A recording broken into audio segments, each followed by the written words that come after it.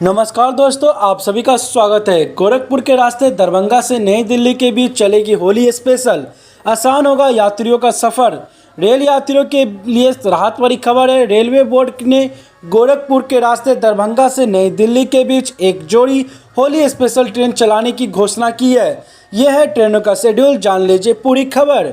मुख्य जनसंपर्क अधिकारी पंकज कुमार सिंह के अनुसार 04068 नंबर की नई दिल्ली दरभंगा स्पेशल 10 से 21 मार्च तक प्रत्येक गुरुवार एवं सोमवार को चलेगी। यह ट्रेन रात 9:25 रवाना होकर गोरखपुर से 8:45 पर छूटकर नरकटियागंज के रास्ते शाम 4:30 दरभंगा पहुंचेगी।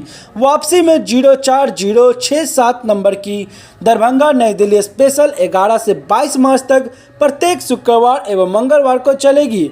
यह ट्रेन शाम 6 बजे रवाना होकर गोरखपुर से रात 1:45 पर छूटकर दूसरे दिन शाम 4:40 पर नई दिल्ली पहुंचेगी। तो दोस्तों, आपने जाना किस तरह से इस ट्रेन का शेड्यूल है।